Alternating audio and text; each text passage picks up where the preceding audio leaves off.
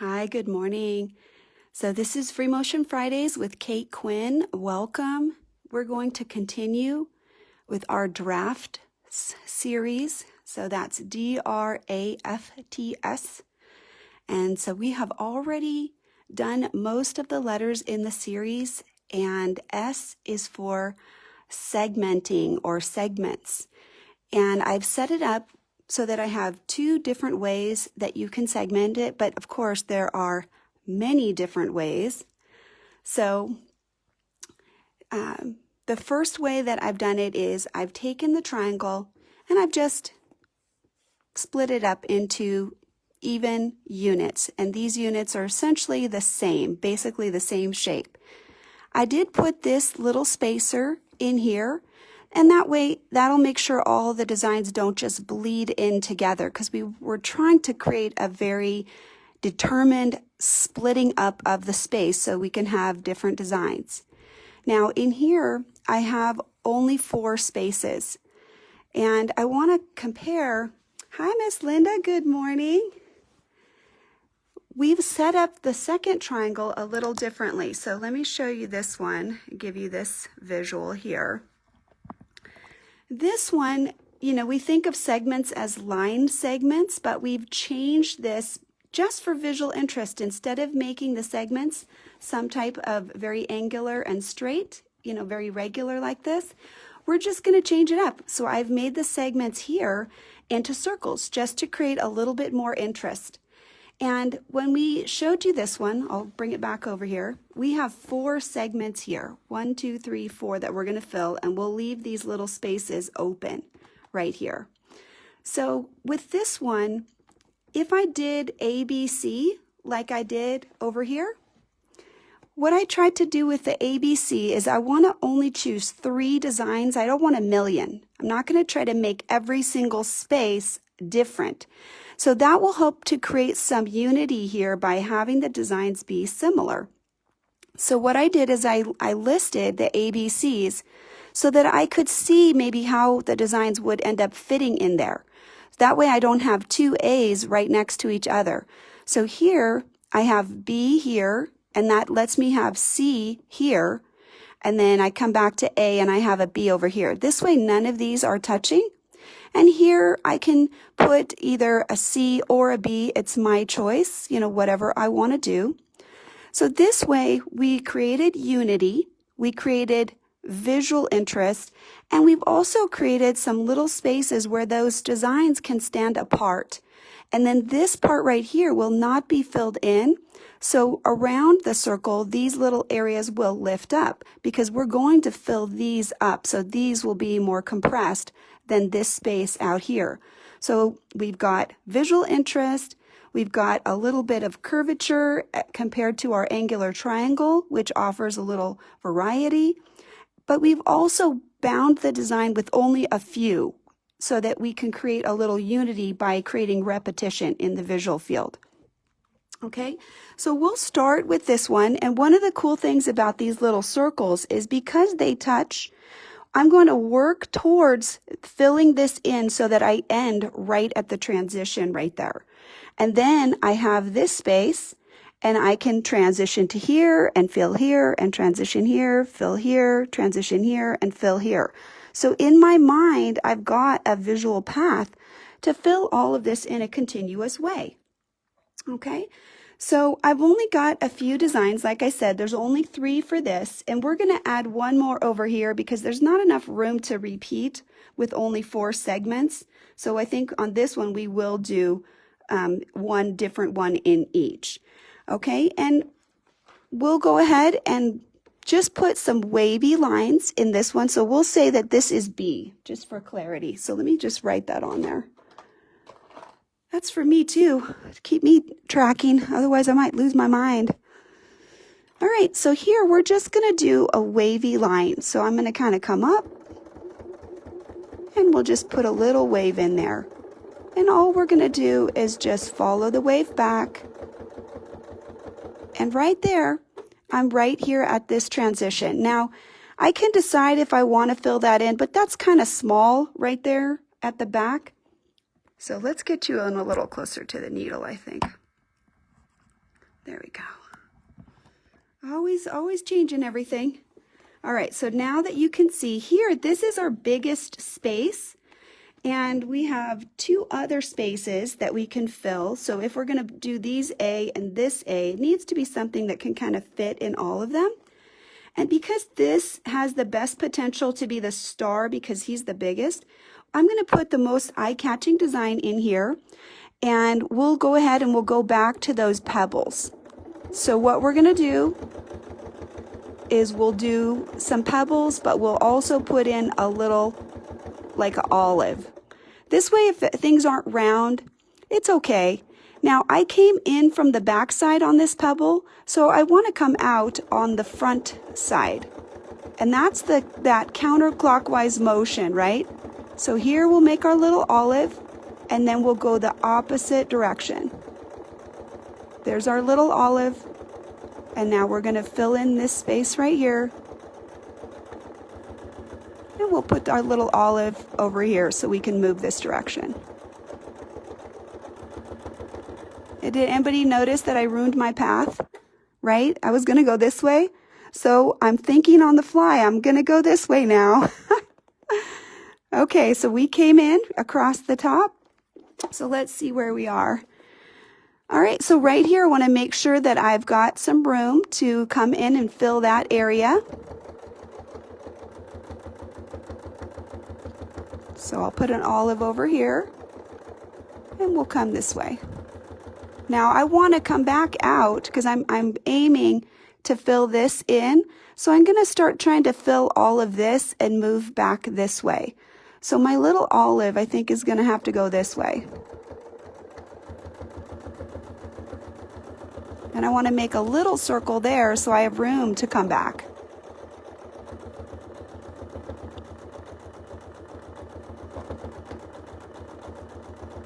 So kind of fill that one in big. That'll help us. If I need to, I can just go around again. There's my clockwise. So this time I want to go the other way. There's my little olive. And we'll put a little one in there. A little olive. And then right here, I kind of want to, get myself a reasonable size. So he might be a little bit wonky, but I could make a partial. I don't have to make the whole one. And then I can make the little olive like that. And there I'm ready to transition over to the next side. So there's that fill right there. And you can see these are puffy and this is kind of filled in. So we've done our little wave and we've done this.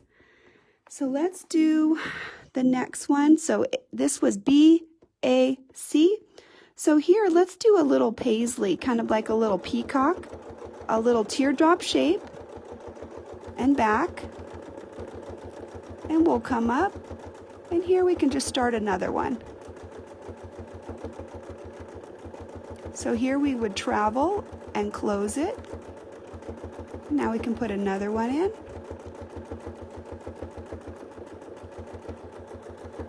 So we got to fill up this side right now so we can get back to that other side. So I'll kind of fill that up and we'll travel. Here I'm just going to kind of make one that comes from the corner and fill this up like, it's a part of the design. And then this one will fill up that last space and we'll fill him in and then we'll just come over here. Okay. Now we want to come back to that wavy, well, let's see, that's A, so this is A. So this is the olives. So with your olives, make sure you're going to go clockwise and then counterclockwise. And we want to get down here, so we got to fill up this side. So I'm going to go this way. And let's put a big one in there. Just for visual interest, because this is a smaller space. We don't want to fill him up with all these little tiny guys. So a little space and then a little olive right there. And then we'll kind of come out here so we can make a bigger one.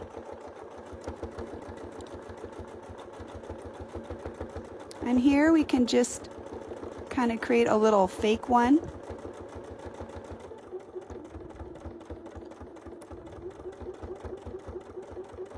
we'll just come over here and we'll put the last one in.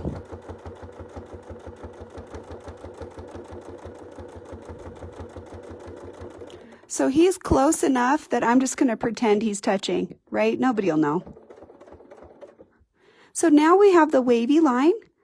So we want to fill, I think, either side, it won't matter. We can transition because these both touch. So we'll just fill this top part first. So we'll do the wavy line here. And you're just going to follow it back. Here we'll kind of come around so we can move down a little bit.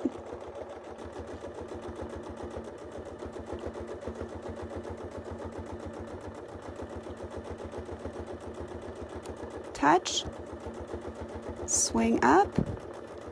Now we can decide if we need one more in there. The space is pretty small right up here, so I don't think we need one more. So we're back to A, which is the olives again.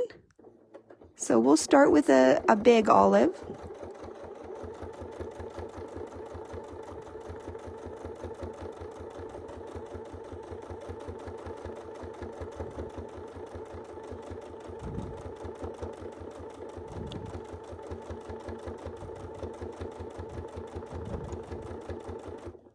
Okay, and then we want to end here, so let's fill this side a little bit first.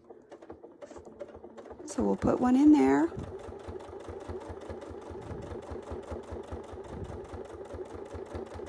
And there's the little loop.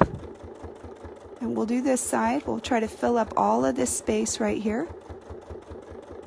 And then we'll put our little olive in. And we're right at this next one.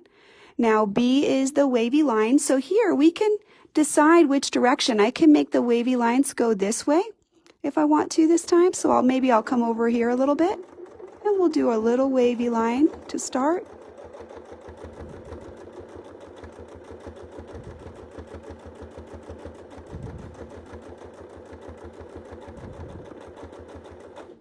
So if I want to fill that one right there, I can come back and do it, or I can just let it go for now and move over to this one. So we have some choices.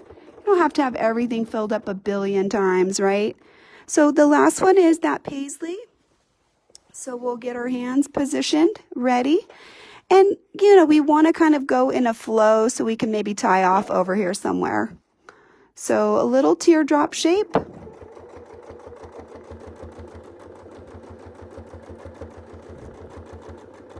And here I can just make another one.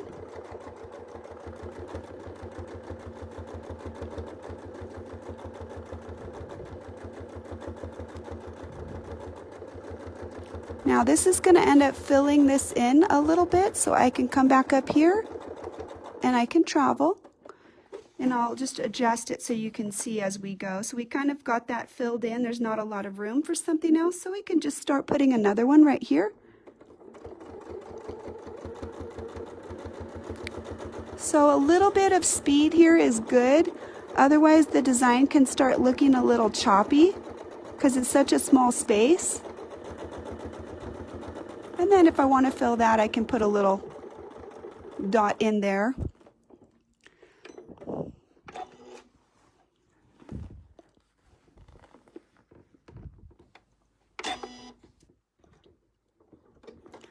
So we've tacked that off, and we're going to pick up that bobbin thread.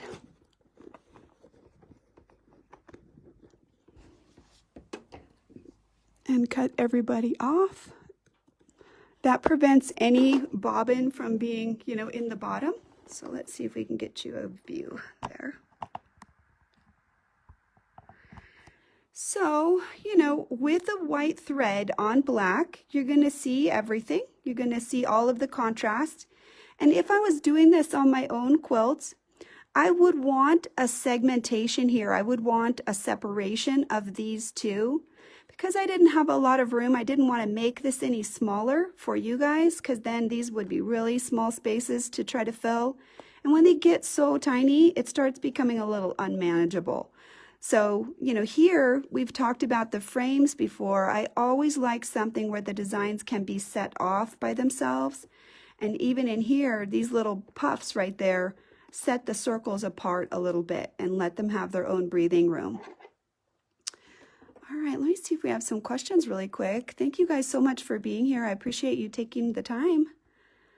We've got people from Scotland, Indiana, Wisconsin, Sweden, Mississippi.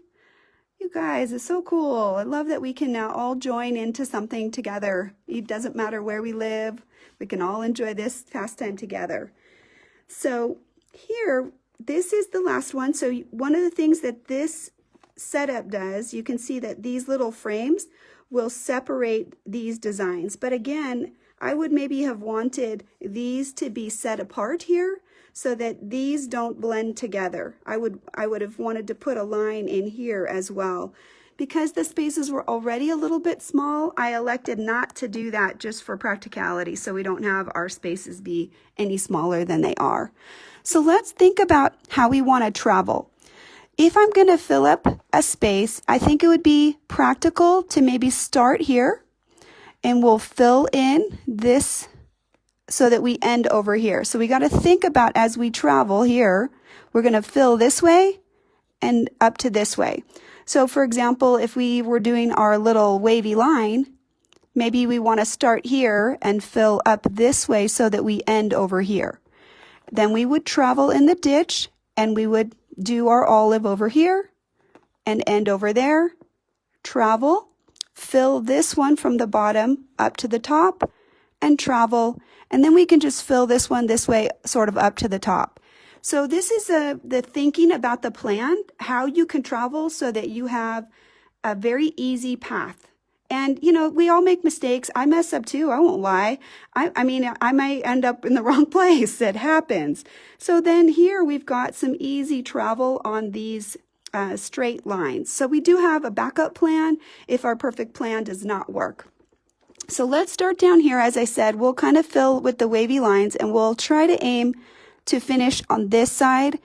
If perchance we finish on that side, we're still equally good. We can still go this way or this way. So this is a good plan, I think, with a good fail-safe for us either way. Pick up your bobbin thread.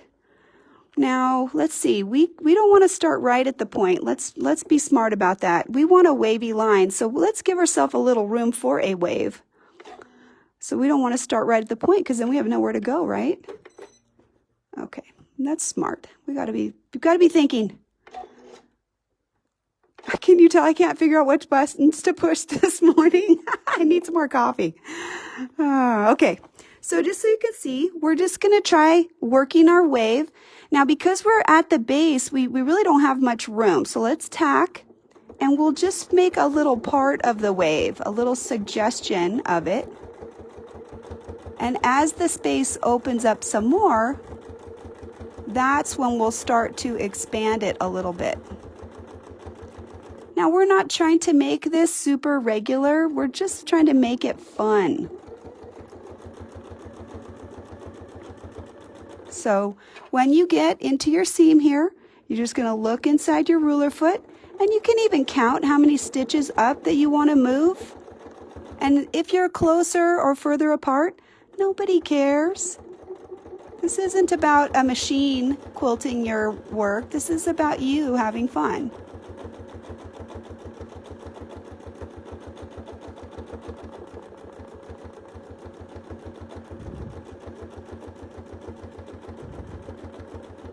So I do think we want to travel just a little bit more.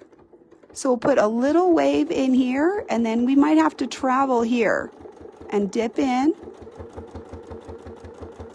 And then here we'll dip in there, and we're right where we want to be.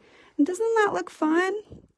In the event that we wanted to put another one in here, we can always come back and do that, but honestly, nobody would really notice that except maybe you or me. I mean, if we're trying to be critical.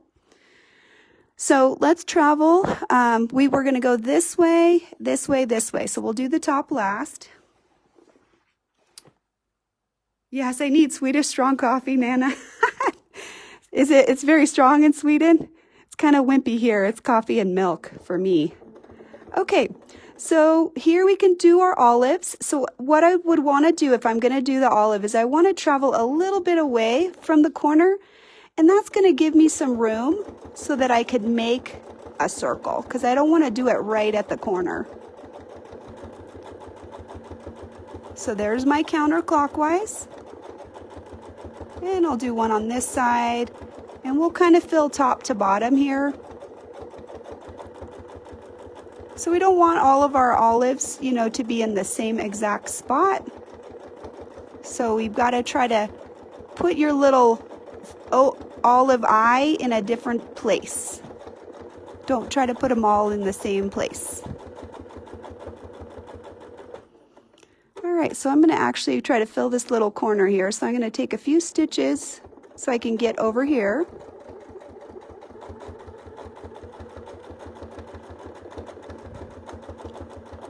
Remember, counterclockwise. So we'll go this way. And we'll put it right in there. Now we'll do another one.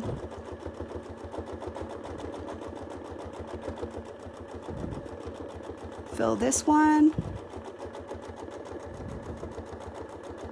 And we'll kind of put him over there. Ooh, I like that because that brought us back over here. So now we'll do our counterclockwise. We'll fill this one.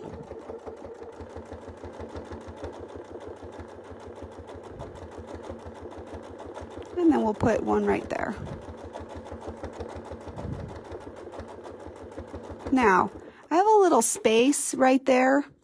If I wanted to, if I didn't like that space, I can travel right here. And I can put a little baby in there. And then I can come back down here. Or you can leave it. I mean, it's okay. You don't have to worry about every single little thing. As long as it's filled up nice, it's okay. All right, so let's see. What do you think so far? How are we doing? So just to reiterate, what we're doing is we're segmenting our space to create little design areas. One of the things that I like about doing this is if I look at the triangle and I think, oh my gosh, I have to fill a whole thing. What am I going to do? Well, now I have just a little tiny piece, a little puzzle piece, and I only have to fill a little piece. And then because these are different, people are like, oh, well, look at this one. Oh, look at that one. Oh, look at that one. And with our little frames right there, then it helps create an organization of this design that seems practical and regular. If we just randomly threw all kinds of stuff in there, maybe it would work and maybe it wouldn't. But by having this little bit of an organizational structure, it says that it's intentional. It's got a plan, and each of these are different now. So let's see, let's do, who remembers the one that we did the other day, and I called it the Ironworks, and I really love it. It's one of my favorites, so I'm going to share it with you again. It is a little bit tricky. So what you're doing is you're creating a little bit of a spiral, and you have to travel back on your spiral, and then you're going to go another spiral branching off from that. And the hardest part of this design is traveling back. But once you travel, then you can change directions. So I could go this way. If I travel a little bit further back like this, then I can bring another one down into here. How far I tuck it in determines where the next one will go.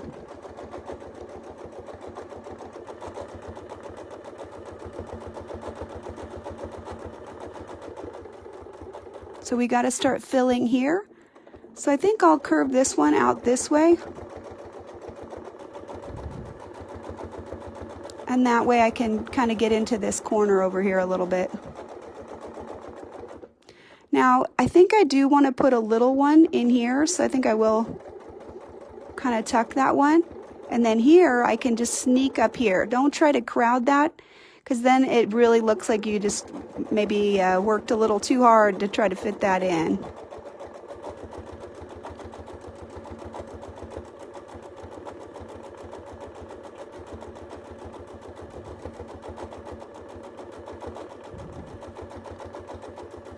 So just think rhythmically. Tuck this one in here.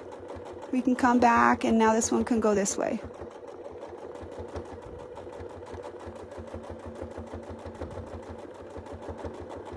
And here we'll just curve that one right into that corner.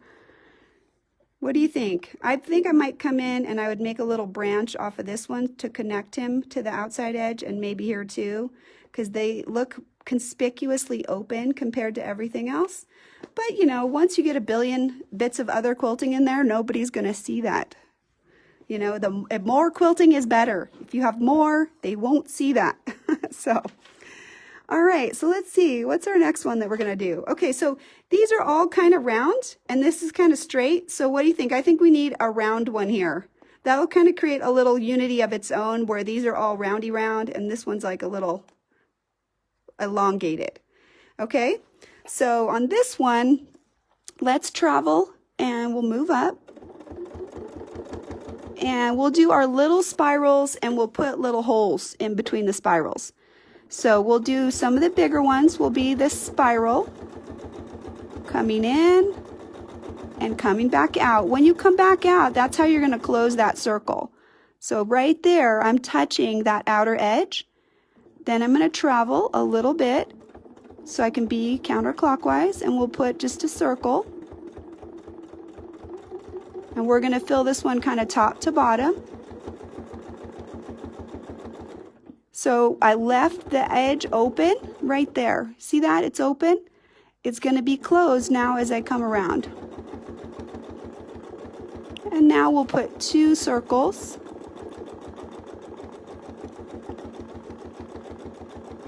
Maybe one more, because it'd be hard to get a spiral in this little spot right here. So we'll put a little baby in there.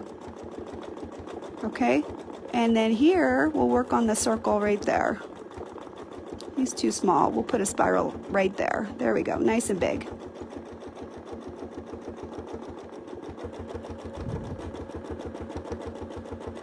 And we'll kind of widen him out. And we'll put a circle right there, empty. I'm going to adjust my hand position. I'm looking over the camera, so it's a little uncomfortable sometimes. All right, let's put another circle in here. And these are too small, so we'll just put a little circle in there too. And maybe one more little one. And you don't always have to put a full one. You could just put a half like that. And sometimes that's better because it's able to be a bigger shape, even though it's filling a smaller space. Okay, here, this is where we got to close. So as we come out, I'm looking to touch right there. Okay, and then we'll put a little circle. And maybe here we'll put a partial. And another partial.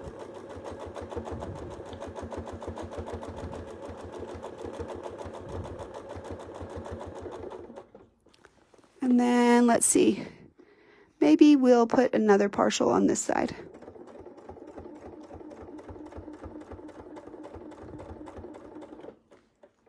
All right, let's see what we get.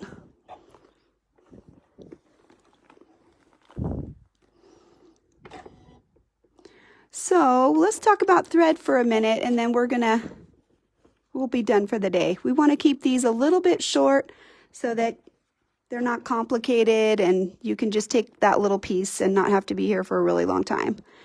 So all of these designs were done with this whitish thread, kind of a grayish thread on black. And the purpose is for you to be able to see every little detail, every little nitty gritty, if things are wonky or whatever. If you do this in a contrast color, you do see any little bobble. You know, you tend to see any little mistake or anything else. Let's bring it out just a little bit though, so you can get a little wider view of the design. If you look at this, I mean, it looks fun. It looks busy, but it looks fun. If you did this in a thread that was not as high contrast, you would get an amazing texture with this, and you wouldn't be able to see any little bobbles. So when you're starting out, if you're going to use a really high contrast thread, that really, I think, it hurts your confidence. I think it makes us feel maybe worse than we actually are. And you know, you'll see that, you know, the quilts in shows, a lot of times they do use really heavy contrast because they are more confident perhaps. So you don't have to use black on black, but if you used something that was more subtle, like a darker pink, or a blue teal that is a little darker, something that is not quite as high contrast. So this is about as high contrast as you can get. But what I would recommend is maybe something that's a little bit more subtle. That would give you just a little bit more flexibility. So, you know, as we go in color, let me see if we can grab one more thread. You know, some of these are not going to be quite as high contrast. See how that is very different. This is sort of still contrasty, but not as much as white. And this darker thread right there really is a lower contrast, but still very visible. So if you take just a little bit of steps, you can minimize any of your little faux pas that you see. Everybody has them. It's not like everybody's got, you know, this perfect thing, but you'll have more freedom to make a mistake or to correct a mistake if your thread is not as high contrast. So that's just one of the tips that I would encourage you. And, you know, that gives you a little bit more freedom. It frees you from fear, which is our goal. We don't want you to be afraid. We want you to be encouraged and willing to try. So you want to try a thread that is a little bit lower contrast. And my thread is very heavy. This is a 40 weight thread. So anytime I go back over a circle, I've just laid down 2 layers of 40 weight thread. Well, if you use something that's thin, you have more freedom also because it's going to sink in more. So this is 100 weight silk. This is a little more expensive thread, but very strong, and it is very thin, so it's going to work well. And then a little bit less expensive, this is a polyester thread. This is wonderful, and this is 100 weight also, and they have Deco Bob also, which is 80 weight. And let's see if I'll just pull it out. So that's how fine that is. Very, very fine thread. So let's see if I can grab my 40 weight and we'll do a little comparison. These aren't the same colors, but I think you'll be able to see how different the weight of the threads are right there. You see that? So the blue is 40 and this one down here is 100 weight. So having a lighter weight thread is also a really important way to give you a little bit more flexibility to make a mistake because it's not going to layer on the thread as heavily. And that gives you more flexibility, especially if you're using a color that blends a little better. Okay, you guys, thanks so much.